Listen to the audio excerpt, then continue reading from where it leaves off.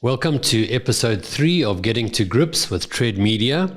We are around halfway through, actually we're almost at the end of February, so nearly the end of the South African summer, and lots of racing's been happening. Since our last episode, the Tankwa Trek has taken place and the Mbuco Big 5. So those are 2 big marathon type events. Some great racing, obviously. Good to see some international competition out here. A lot of the teams bring their riders out for some good summer weather, and they compete in some of our races, which is awesome. Some good trails. Yeah. Those internationals do like our trails. They do enjoy our trails. The Stellenbosch and Paarl trails are actually very good. And Wellington and Somerset West, there's loads. Western Cape spoiled with trails. Very lucky. The Tankwa Trek saw... it wasn't quite the battle that we expected. The Speed Company racing guys, unfortunately, Georg got sick, so he had to pull out.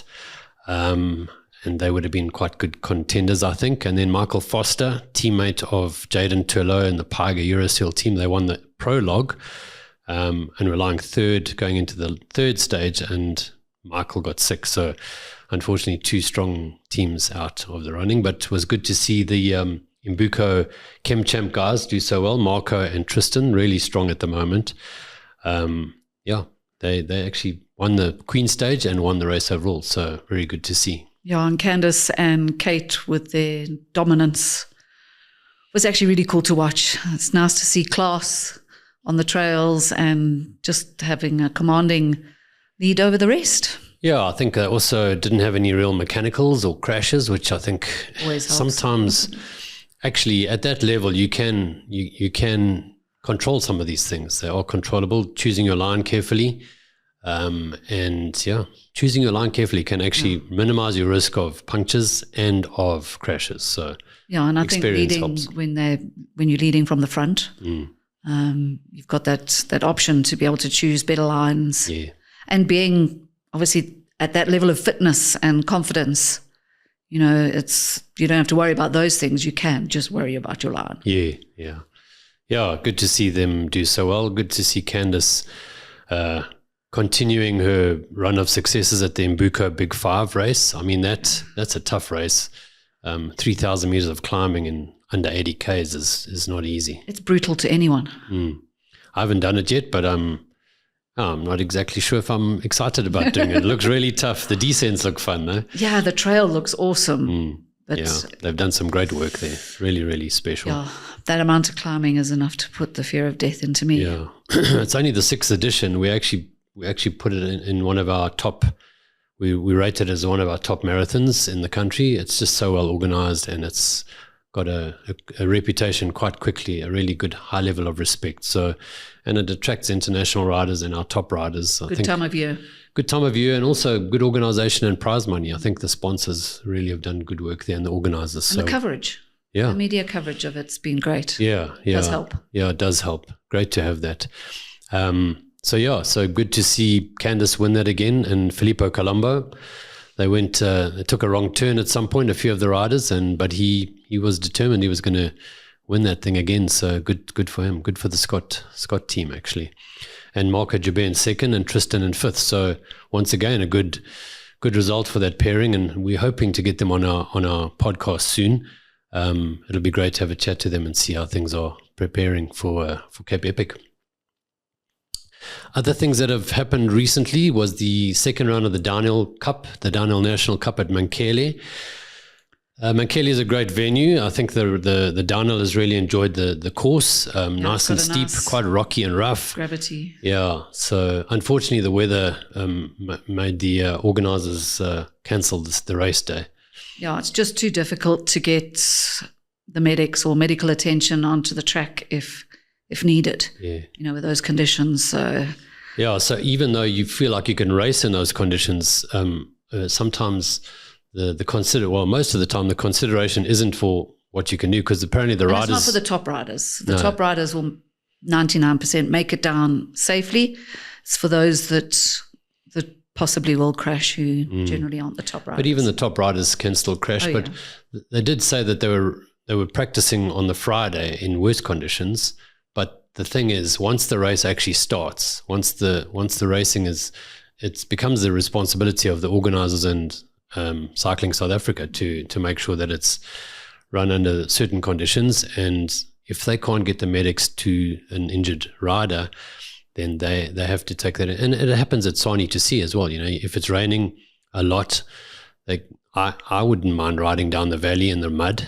It would be quite fun actually, but because they can't get the medics down there in case there's a major something medical serious, procedure, they have to channel the race around there, which is, it's one of those things. But anyway, so Potty ended up winning that, which is pretty impressive because he's no youngster, and he's obviously good with the rocks.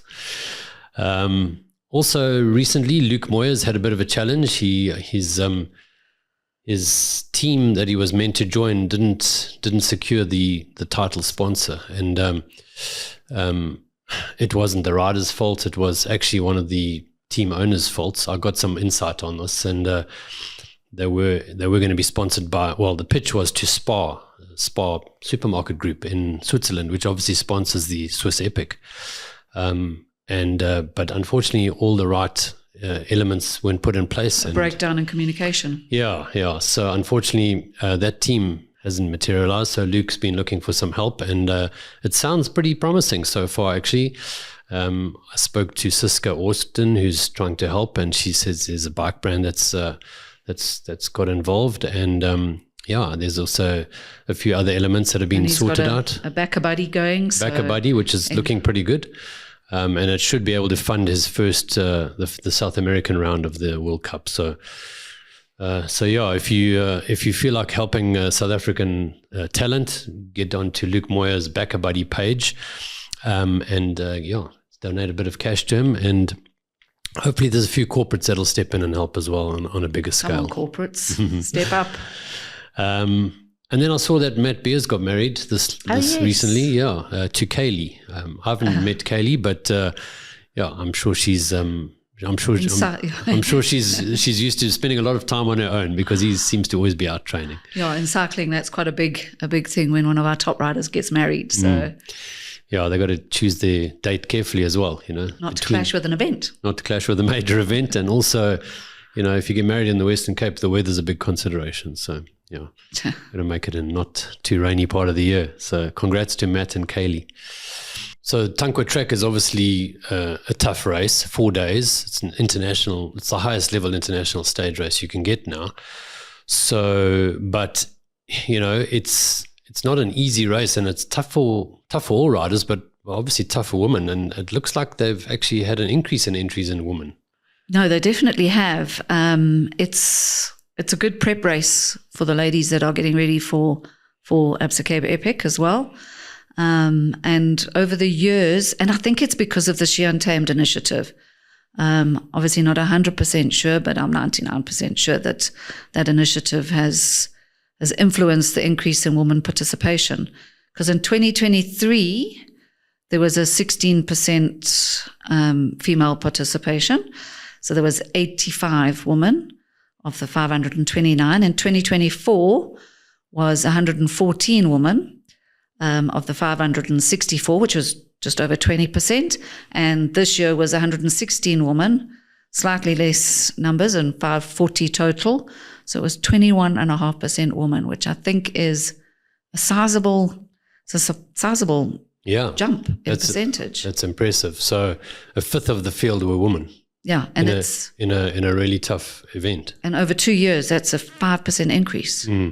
Yeah, I think the Absa SheUntamed initiative has had an effect there, because they choose to do that event as a build-up. Create that opportunity for the women to enter as the SheUntamed teams. Well, let's just hope that it continues, outside of Absa's initiatives. I think it's such a great event, organized so well by Dryland Events, and passionately sponsored by brands that have been so supportive of mountain biking, Momentum, Biogen, and others. And I think the experience, I've only done one many years ago. I think it's time that I do another one, and maybe time that you experience one at some point. But it is it was tough? It's very tough. Yeah, it's actually a very tough 4-day Not that I'm race. not tough, but Yeah, I think, it's rough. It's a rugged course. And I think, you really have to be ready to suffer, actually. yeah, I'm committed to mountain biking. Yeah. It's not for the weekend warriors. Yeah, look, and interestingly, they really do attract a lot of riders to that event. I mean, they have to close it off because it's full. They've got a limited capacity of around just over 500 that they can cater for. It's really out in the sticks in the Cederberg. So, there's a bit of a limit there. But over 500 riders at a mountain bike stage race is actually pretty good, pretty decent. And there's a lot of single tracks, so you don't want it to be too crowded either. So well done to all the ladies who finished it, and good luck and good luck for the Cape Epic if you did that race as a preparation. Yeah, if you've done that and you survived the Tankwa Trek, then you should be on track for your Cape Epic. Yeah. Our featured product for this episode of Getting to Grips is the Xena 29er mountain bike. Now, you might not have heard of Xena much, but do you remember the Xena brand at all? Vaguely. Yeah. Okay. It was more of a road bike brand in the 1980s, steel frame road bikes.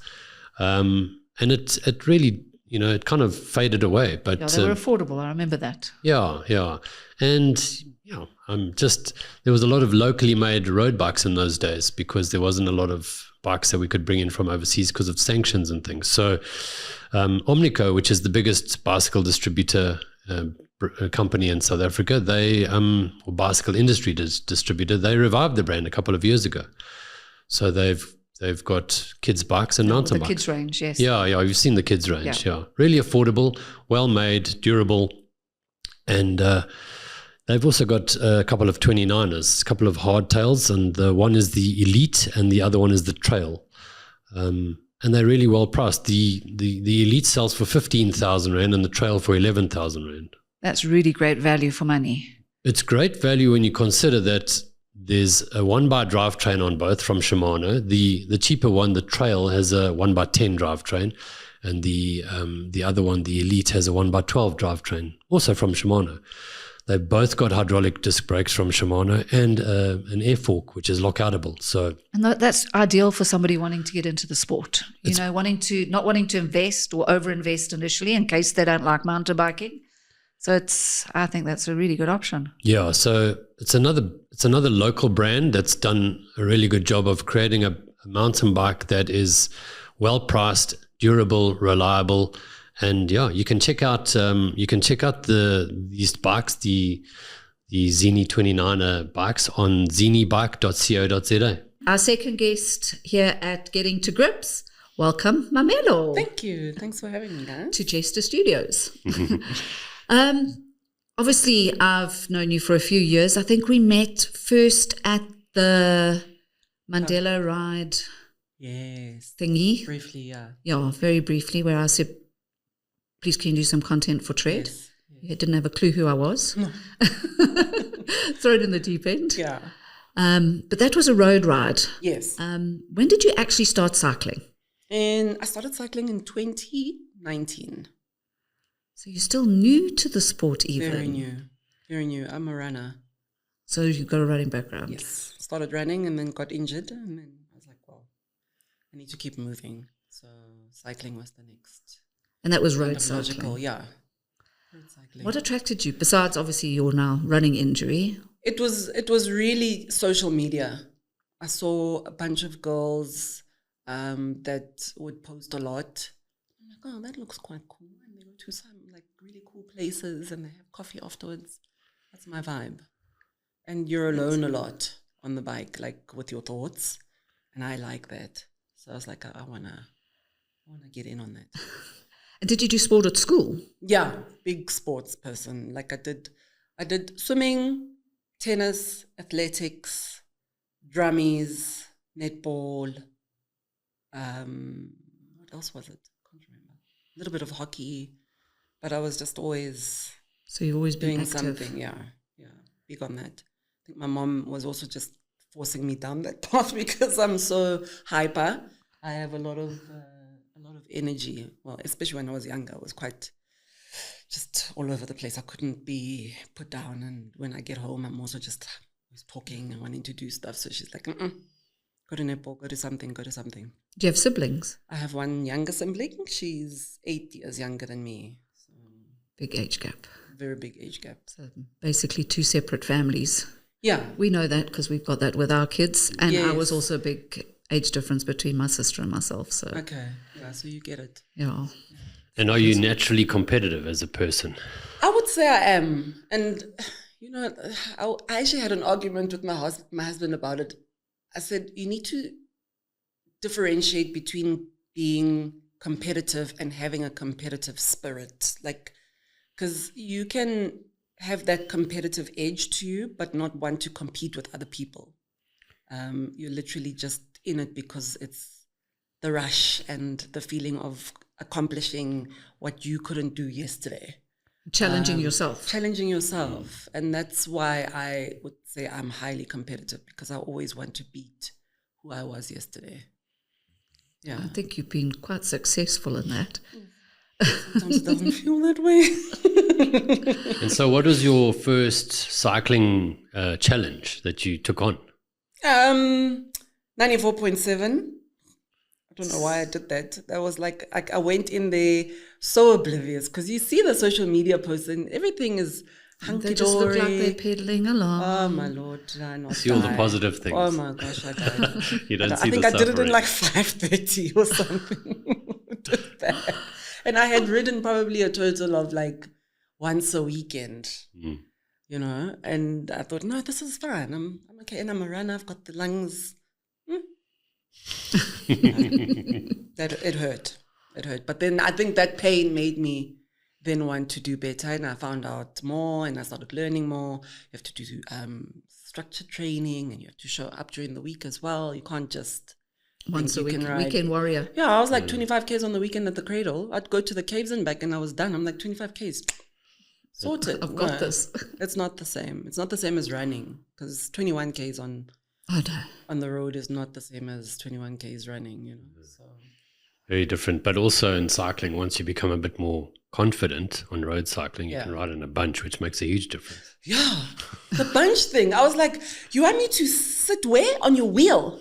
What do you mean you want me to sit on your wheel? Like, no, you have to sit as close to the wheel as possible. You need to watch that wheel so that you can save energy. And I'm like, oh my gosh, I'm going to crash. Like, it took me a while for to understand how it feels not sitting behind the wheel and sitting behind the wheel. And then when I saw the benefits, I was like, okay, cool, I'm going to find that wheel and I'm going to sit on it. Now I'm a serial wheel sucker.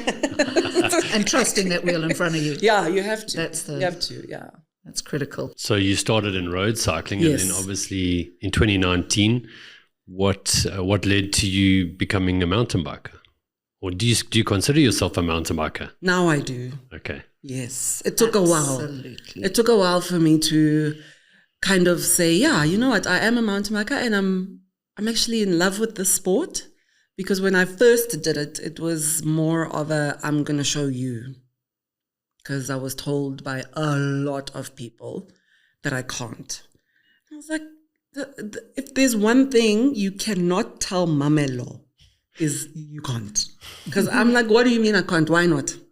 Give me 5 good reasons, and then those 5 good reasons, I'm going to prove you wrong. So I went out there saying, you know what, no, it's not impossible. So I literally got the bike 3 months before Epic.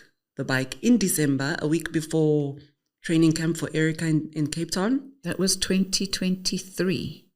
Yes. 2023. December. Yeah. So you started mountain biking in late 2023? Yeah. Wow. Yeah. Okay. And Epic was in March 2024. Yeah. So I had like 3 months to... This is why we've got you on the show, because I just think that is phenomenal. I think we might have had a discussion about the whole SheUntamed. Yes. The riders. Yeah. This is Sean and I, because obviously we've been following the program and the initiative. And when I'd seen you at that ride, was it in January? At Karkloof. No, the Mandela ride. Yes. Normally in September, isn't it? September, October-ish, yeah. So that's, I think, when you were identified as you're a strong rider. Yes. Sarah Let's as well, get she her on was a like, mountain yes. Yeah. Yeah. And I was right at the back, and I was probably on an e-bike. Was I on an e-bike? No, I wasn't. I was on an analog bike. But I was probably one of the only people on a mountain bike. But I saw the footage and I saw you riding, and I was like, this one's got the power. Yeah.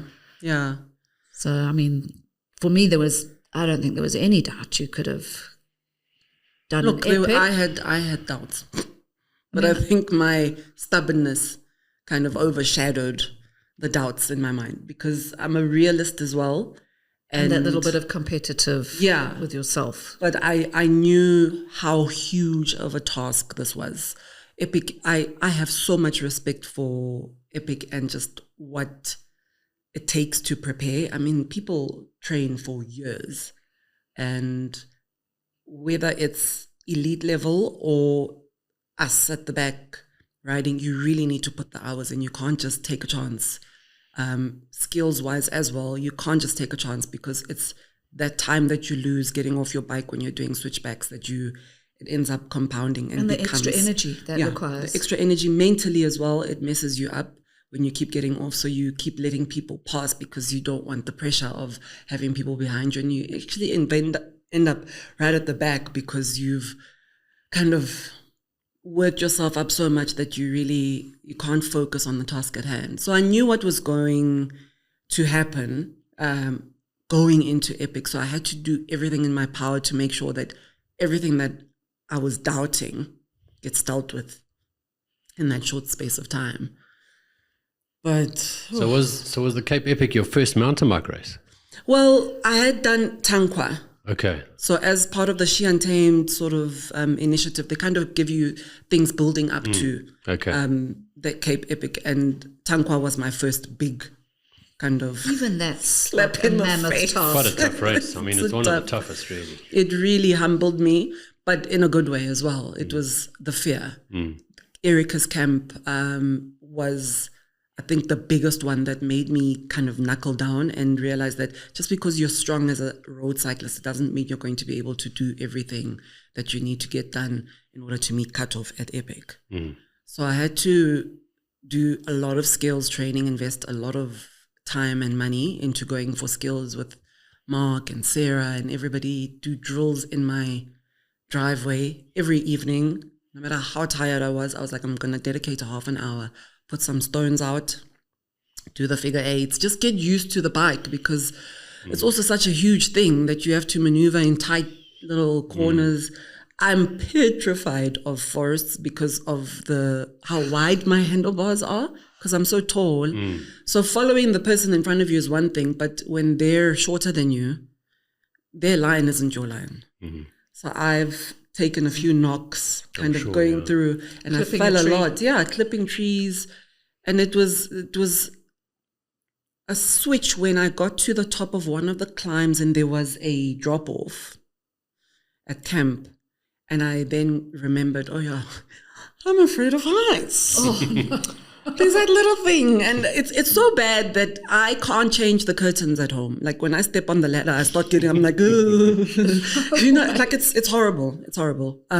So I had a panic attack on the top of that climb, and Erica stayed with me and she kind of calmed me down and she's like, focus on the mountain. I'm like, listen, it's an irrational fear for a reason. There's nothing rational that you're going to say that's going to convince me that I'm not going to plummet to my death. Do you know what I mean? So I had to, after that, then kind of compose myself. I walked, and at the water point that day, it was a really long, hard day. And they then spoke to us because we were the group that fell behind, and the other groups carried on with the rest, and they had to cut us short because we weren't going to make it back in time. And they said, if you couldn't make today, you need to realize that you might not make Epic. So what are you going to training camp? What are you going to do moving forward to ensure that you get yourself ready? And there is time. However, if you don't deal with the flaws or the issues that you had here, it's not going to happen. And as much as people were telling me about focus on this and the skill behind climbing when it's a drop off like that, I wasn't listening to that. But what I was listening to in my head was, you have to finish Epic. there's no other way. So what are you going to do to make sure that you overcome that fear when you're facing it? And I still haven't overcome my fear. I'm still afraid of heights, but I've kind of become immune to the voice that says you're going to plummet and die. Learning to ignore it a bit. Yeah, I have to ignore it because I can sense it happening when we get up there. The nerves are just yes, I can't explain it. Hey, it really. I kind of get what you're saying a little bit because I'm also scared of heights, and one of the Jonkershoek trails, it also has got like a real sharp drop to the side. And really, we just have to focus on ahead and try and just make this a block it out and look ahead. And so that's the only thing that I want to do is ride ahead. You know, that's where I'm aiming. I'm not aiming down there. Exactly. Yeah. And it's not easy. It's not. But especially when it's windy. And last year's Epic had some proper. Trails. Did you do Marina? No, that's in Tankwa Trek. That was at Tankwa. But Cliffhanger. That's what I mean. Cliffhanger. Yeah. Those switchbacks coming down now after the pros have come and just, kind of like nothing. Really but they've also just ruined it a bit because they've loosened the sand, they've loosened the concrete that was there. Like everything is just loose and pebbly, like marbly, as Sarah said it. And I had another situation where I was like panic attack, but then Martha was like, listen, you can stop, but we're gonna get cut off. I was like, okay, then let me rather walk it. And I ran my ass down the first two, and then I got back on my bike and we made it happen. But you see, it doesn't get easier, unfortunately. And I think sometimes it becomes, there's that, I always talk about toxic positivity, where people are like, no, it does get easier, it does get better. If you just keep at it. No. Actually, with cycling, even if you're strong, like elite level, you're not having a fun time at Epic. No. Your hard becomes the next most difficult thing, and it becomes painful. So it's you painful. You just suffer at a higher speed. Exactly. So don't lie to me and say it gets better. My fear hasn't changed. I just have learned to kind of navigate through it as I move along. Yeah.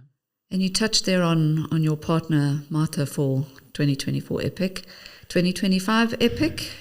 Yes. Have you picked your partner? Yeah. So my partner is Patu Zondi, and Doctor. Please, some respect on her name.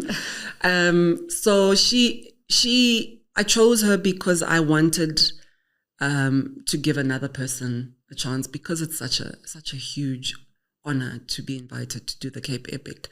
It would have been a no-brainer to pick Martha because she helped me finish last year, but I just considered the fact that Martha has already done a few, and she probably would have had the opportunity to, and she is actually going to be lining up, which is great.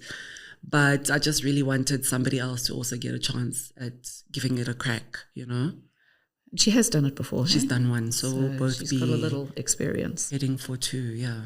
And the importance of partnership at Epic? Listen, it's, and I think had I not had the partner that I had, I probably wouldn't have understood it the way that I do today. Because the year before, I had watched other SheUntamed ladies kind of go through the motions, and you got to see the team dynamics from a distance, obviously, because you're not there, you don't know what's going on, but you see what could go wrong, and you see what also works beautifully. And what Marta taught me was we're a team, and the team is what we fight for. Doesn't matter who's on the trails that day, doesn't matter how fast, how slow, how competitive they want to get with you. You need to remember what your goal is, and you do everything in your power to help each other achieve that goal.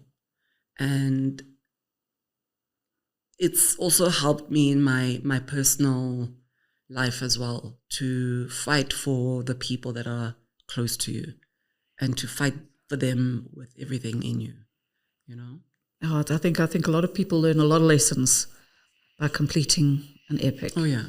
not just Yeah, and also when you're suffering like that, so physically suffering, Yes. your ability to be diplomatic is stripped away. So you actually just say what you want, what you feel At the moment. quite quickly, Yeah. in one or two words. what takes the least What takes energy. the least amount of energy. Exactly.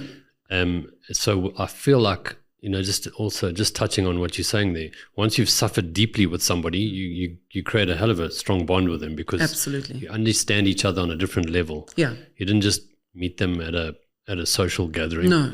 You met them at a life-altering event. Yeah, and that's a bond that gets formed, whether you like it or not, whether you like the person or not. You actually end up realizing a lot of truths about yourself and them, and what their character And you basically is like. share.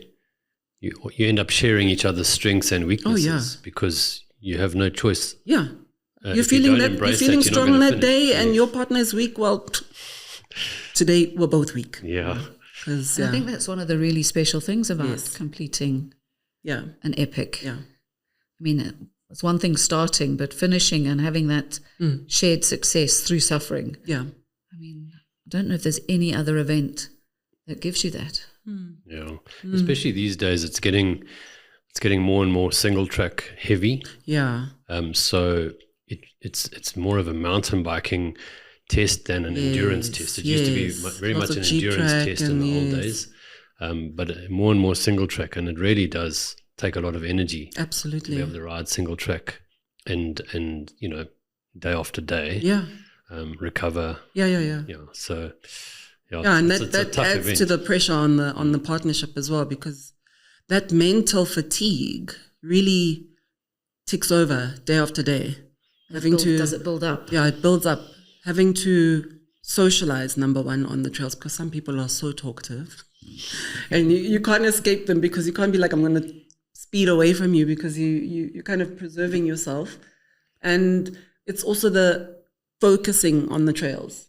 So especially on the days where it's a lot of switchbacks, it takes a lot to just remember to keep your composure, watch the trails, and anticipate what's coming. And then now you have people that are talking behind you and they're asking you questions about where you're from, especially because it's so many people from so many different walks of life, people from Brazil and Cambodia, and you're speaking to so many different people with so many different culture differences. And at Epic, they on your race number on your back, it says how many Newbie you've done, or if you're a newbie, exactly. and where you're from, Yes. your country. So it's like You're curious. it's like an icebreaker already. Yes. Someone behind you's noticed that, and then Yes. they can start chatting. Yeah. Very cool. Actually. But it does at the end of the day, and I think that's why I chose to camp. It was just mentally, I always have to detach after a long day of socializing. Contrary to popular belief, I'm not an extrovert. I'm quite introverted. I've just learned to be quite personable, if that's the word. I think hospitality does that to you. It forces you to kind of put on, Yeah, a bit of a front. doesn't matter what you're going through, you have to kind of show up. But at the end of the day, you have to remember to come back to yourself and remember what your game plan is, what your sort of center is. And being able to just go to my tent straight after and detach and not have to wait for the massage first, and then after that then have to trek to my accommodation, then try and get my food, and then come back again the next morning rushing to breakfast. Staying at camp kind of kept me separate from everybody else, and then I can do it again. Saved you a bit of time as well, which Yeah. I think when it's long days on We the are bike, out for long, yeah. just even if it is half an hour drive time that you're saving, Yeah.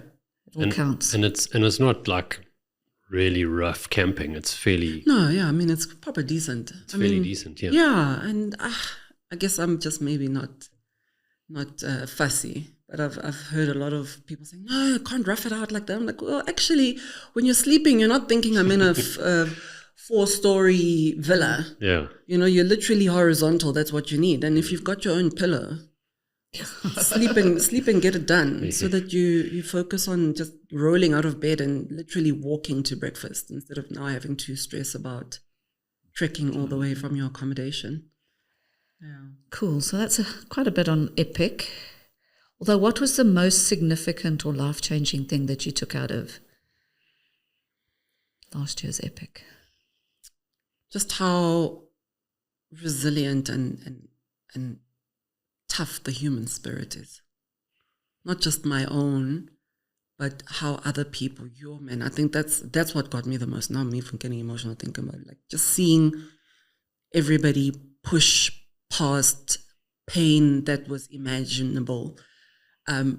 Like teammates that would fight on those trails, and the next morning they line up again and you can see they taking selfies with each other. They're like, you know what, it happened yesterday, let's move forward. And that should teach us a lot about life in general. Like we can argue and have our fights, but the goal should always be resolution. And the resolution at Epic is obviously finishing, and the resolution in a marriage is just kind of coming back to each other and understanding that what you were fighting about isn't about each other's characters, it's about what you had an issue with when the person circumstantial. So just seeing everybody overcome that and do it so like consistently every day, just pitch up and you hear, my back hurts, my legs hurt. And you see them, that being on those trails the whole day with those people, because it's almost like a yo-yo effect. Everybody's kind of, you form groups and friendships, and the same kind of group rides together, and you guys leave each other behind and you catch up to them, and mechanicals and falls. And when you see them at the end and you're like, yes, you did that. Hey, you thought you couldn't 2 days into the stages, and now you're a conqueror. It's like it really is a leveler as well. Yeah. It levels characters, levels. You mentioned something about being in hospitality. What is it that you actually do for a living? For a living, I'm a chef. I'm a private chef. Mm-hmm. So I cook for the rich and famous. People that have money, we kind of have to go home and force ourselves to cook. Other people say, listen, I don't want to have to stress about that. So that's what I do. I focus more on, healthy cooking, nutritious food. Yeah. I studied nutrition as well, nutrition science. So it's something that I'm quite passionate about, fueling the body.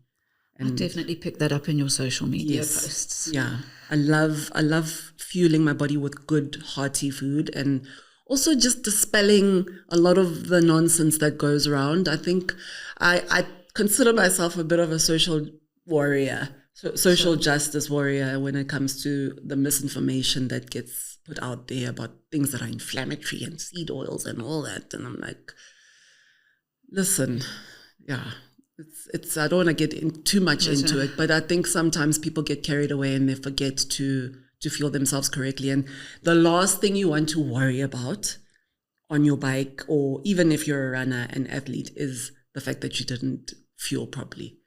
We are fighting demons on the bike. Mm. Just eat your food and everything else is kind of going to fall into place. But eat well, nurture your body, and it will thank you. On social media, I think both of us, I don't even have half as many followers as you, but excuse me.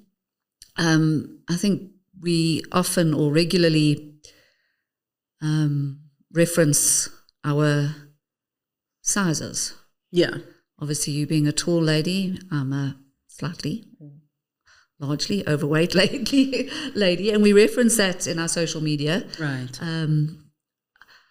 Why do you think that is? I mean, I know I accept that I'm not athletic looking, but I don't know. I don't know what I'm trying to ask. I don't know. I think I thought about when you started. Actually, when I started following you, and I called myself Average Joe. And I asked you one day, and I asked you because I related to what you were saying, because you weren't trying to put yourself down. You were just saying, for where I'm at now and what I am able to do, it is an average output. Yeah. But just because yours is an average output and you consider yourself, because you're measuring yourself, I'm guessing, from where you used to be, right? Yeah, you're considering yourself overweight now because you know where you were. It doesn't mean you're now hating on yourself. No. It doesn't mean that you don't love yourself as you are. You just know where you're at and you've accepted it. And you're still also putting in the work, but that output is going to be average. Same with me.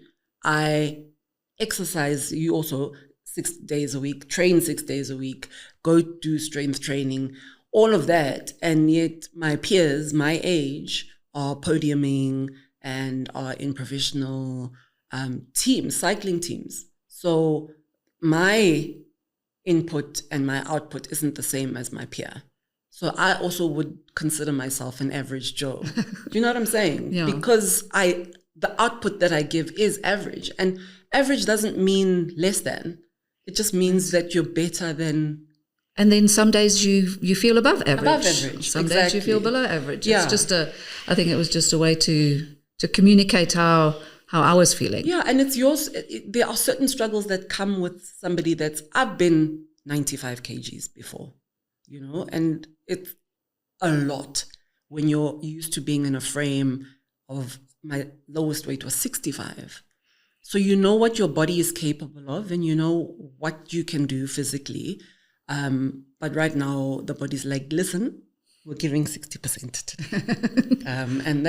And that's okay. And I love when people share that aspect of their journeys, because there's so much that can just be drowned when we only follow the influencers that are super lean, super fit, always podiuming, always sticking to their diet, looking immaculate. And yeah, good on them, but that's not reality. That's the thing. I think that's the point I'm probably trying to get across as well, is that what's real and what's authentic. Yeah. And I think that really comes across in your social media, how real you are and how authentic your messages are. And I think that relates to a lot of ladies. Yeah.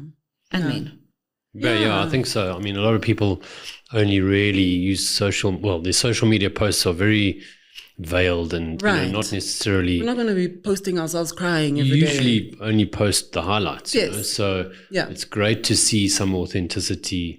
And I think you just develop immediate respect for someone who's authentic in their posts. And because I think all humans have daily struggles, maybe some days more than others. Yeah. So I think we just can relate, which is great. And and it's got its place, right? Sometimes I just like looking at these freaks of nature, just to see like how they do it, and also get some sort of inspiration from them, because you're like, oh, I wish. And sometimes I actually look at them and I'm like, if I could just look at Pogacar and get like 50% of his power, that would be nice. You know, just like transfer it via Bluetooth or something to my legs. I wish. But social media can be toxic and social media can be uplifting. And I think what for me keeps me in that space and keeps me posting is that I want to be the change that I want to see. I don't want to be the person that's always posting only the positives, only the good days and the days that I didn't get dropped. I live with endometriosis, and you know this, and it's a debilitating condition where a lot of women go through this, and there's almost like a stigma attached to endometriosis. Not even a stigma. I've always felt like when I complain about my pain, people think I'm lazy. When I don't perform at my best, people think I'm not training. When I am having an episode and I'm on the bike, people don't see the pain, right? Nobody sees what's going on inside.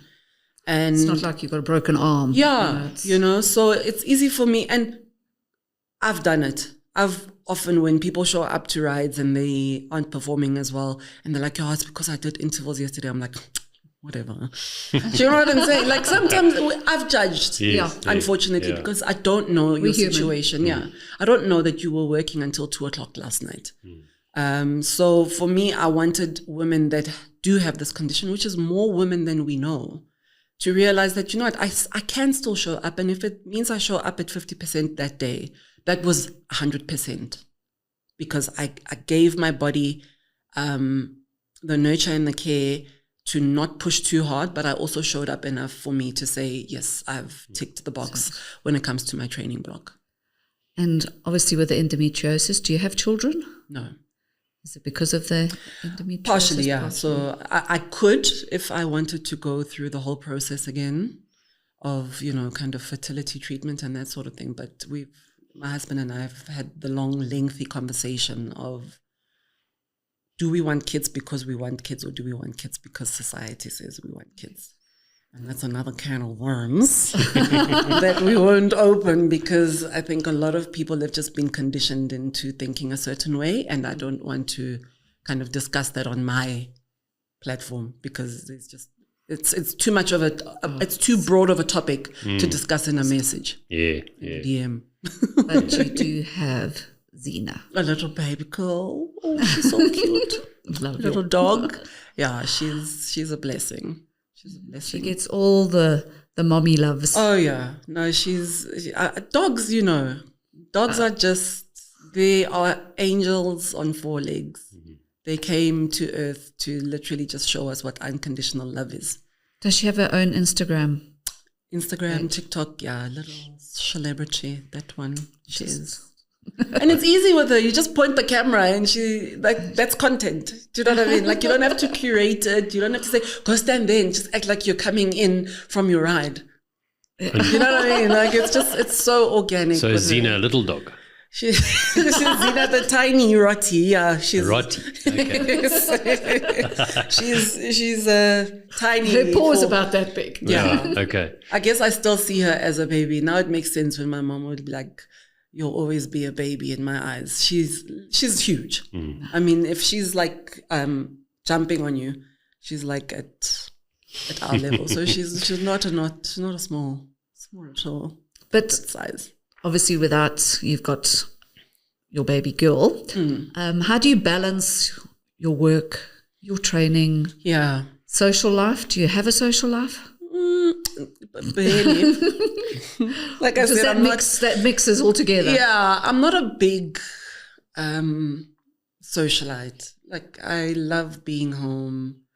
I love being with my husband, even if we're just doing absolutely nothing. Like, we can sit in silence the whole afternoon and be in each other's company. But yeah, it is important to maintain social relationships and family and that sort of thing. So I do make time for the few friends that I do have. I don't have many. And the training and the work, and we've recently just started another company, actually a school. We've opened a coding school. I did see that. Logi School, shout out Logi School. But we really at home believe in first feeding yourself and what drives you, and everything else kind of will fall into place. If you're happy and you are feeling fulfilled as a human being, you'll feel more inclined to be out with friends and socialize. I've lived with bipolar since I was diagnosed when I was 13. So it's something that I'm aware that I need to do intentionally, because I isolate a lot. And when I fall into a depression, I don't want to interact with anybody. And one of the things that helps me come out of that depression is my sports. And just being constantly out there, vitamin D, interacting with people, even when you really didn't feel like that day, really does deposit into your endorphins, everything, all of that. So it's something that you constantly have to make time for intentionally. And when it's things that you love, it becomes easier. So, but you have quite different work hours. Yeah. So I mean, and you spend a lot of time preparing, obviously, your own nutrition as well. Well, I don't know if it is a lot of time. I just see maybe a lot of content. Yeah. No, but it is. But that's time consuming on its own. Yeah. It's and like I said, if it's something that you love, you'll make time for it. And I think for me, because I love just everything that has to do with cycling, it almost feels like a meditation. And I think I've shared about it before, like coming home after a ride, or even coming home after fetching your race number because it's race weekend, and you have to now start doing the whole prep of making sure your bike is working, it's clean, packing your bottles, packing your gels. It almost feels like a meditation and preparation for the next day. It's therapeutic. It is therapeutic for me. So I enjoy it, and I don't see it as a chore. And I don't see it as oh my gosh, now I have to flip and now I have to spend like an hour and a half washing, cleaning, lubing my bike. It's something that I look forward to, because then it just gets me in that zone. Because I think my lifestyle is so, when you're cooking in that kitchen, you're a function can last 2 days, because you're prepping for 2 days, shopping for the ingredients, going to source them at different shops. You don't just go to one. And then when you're in the work mode, you're on your feet the whole day. So you could be out there for like 18 hours. After a day you have to make time. Sometimes I'm at the gym at 2:00 in the afternoon. Sometimes I'm out on my bike with friends at 4 a.m. So it's about finding that gap and making sure that you squeeze in the things that give you that fire in your belly, so that the things that are almost mundane and work and kind of, if there's a will, there's a way. Yeah. And when you're in a filled state, when your heart is full, you can perform better. Because I've seen on the days when I haven't exercised, or I'm forced to kind of not ride because I'm either injured or sick, you're cranky, you're snapping at people, and everything just seems worse. Yeah, it's off. What's the word? Off camber, off balance. Yeah. And what have you got any brands that support you? I do, fortunately. And I think that's probably what keeps me so active on social media, because I have a responsibility to them to kind of share my journey. But it's Chiavita, it's Sun God, and Precision Nutrition, is it? Precision Fuel, sorry. Fuel, yeah. But Carbon Endurance is who sells them in South Africa. So they really, I mean, especially like when you consider how expensive cycling is, it really makes a huge difference that you don't have to worry about kit. You don't have to worry about buying gels, because they end up being quite costly, and not having to worry about things like that and worrying about just your training really does make a huge difference. Yeah. I'm very specific and particular about the brands that I represent. I've had a lot of people reach out, and I've had to decline, because I don't want to be a walking billboard as well. And it's got to make sense to you. Yeah, it has to be a part of who I am. Your performance is most important to you. Yeah. If it affects that in any way, whether it's a lower level bike or, exactly. It's good that you like that, I think. Yeah. And also it takes time. It takes time to then make content for said brand when it's something that you don't believe in. I've seen it where I, took on something. I won't talk about it now, but like it was something that I was like, why am I doing it? And I was like, money. Okay, cool. But you could feel that it wasn't organic. I was just literally doing a sales pitch, and I never ever want to be put in that kind of position again. So the brands that I support now, brands that support me wholeheartedly, and it works. It works for the goals that I have. And should the Absa SheUntamed initiative come to an end, how would that influence your mountain bike career going on?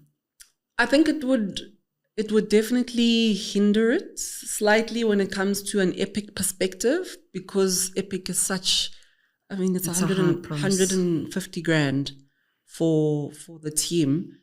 So from that aspect, it would affect it. But I do feel like the impact that the SheUntamed community has made will go way beyond what just the sponsorship.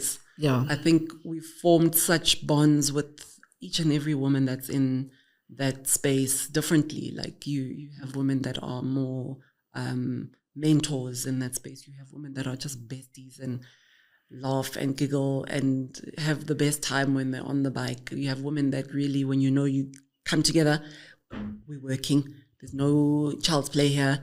You're coming to train. You've got the best of everything in that community, and it's such an uplifting and loving space that I don't think when Absa, if one day Absa decides to close down, for instance, I think that those relationships are going to continue. We'll way just beyond. carry on as SheUntamed, Yes, regardless. Absolutely. So it's a movement that's been It's definitely begun, a movement that's not going to be stopped. and it's got momentum. Yeah. And I guess that doesn't change because that comes from the people. Exactly. Not the The brand, people not the company. yeah. Although we have to give them props for creating it. They really have done the most They are for women incredible. in mountain biking over the last 5 years. I think that wraps us up, Mamello. Oh, Thank you yay. so much for coming and chatting. That went by so fast. We recently published the first part of 4 of the results of our 2024 South African mountain biking survey presented by Garmin. It's become an annual survey that we run, and appreciate Garmin's support. It's actually become it's actually the only stats that there are in mountain biking in this country. Yeah, and I mean, it's something that we obviously pride ourselves on, being able to put these surveys together and deliver the stats to the industry, which I think is really, really appreciated. Yeah, and I think the industry and the consumer are interested in the stats. I think people make decisions based on, popularity of brands, and I think maybe even some big corporates decide whether they're going to sponsor mountain biking based on the stats. It shows income group, it shows sort of age category, it shows gender. I mean, there's a lot to unpick, and we do it in four parts. Part 1 is on our website now, and maybe by the time this episode's out, part 2 might be up already as well. But part 1, we focus on the rider and rider preferences, training, racing. We actually ask a few brand related questions, so nutrition supplement brand of choice, and car brand, and also bike rack brand. So there's lots of good stuff in there, interesting stuff. And on the women's side, the participation in the survey sort of reflects participation at events at the moment. It's around a fifth. Yeah, around 20%. Seems to have dropped a little bit from our last survey. Yeah. Not sure why exactly, but come on, ladies. Yeah. Let's get to the events. Let's support our industry. If we don't do it, no one else is going to do it for us. So. Exactly, yeah. Actually, the last year, the previous survey, 2023, I think we had about 24% of the survey takers were women, and now it's dropped to about 20. But if we average it out over the last 5 years, it's around 20. So I'd say that's probably the most accurate. Clearly, I did a big push last year to the woman. Yeah. So if you get a gap and you're interested in the stats of the South African mountain bike market, check it out on our website, tredmtb.co.za.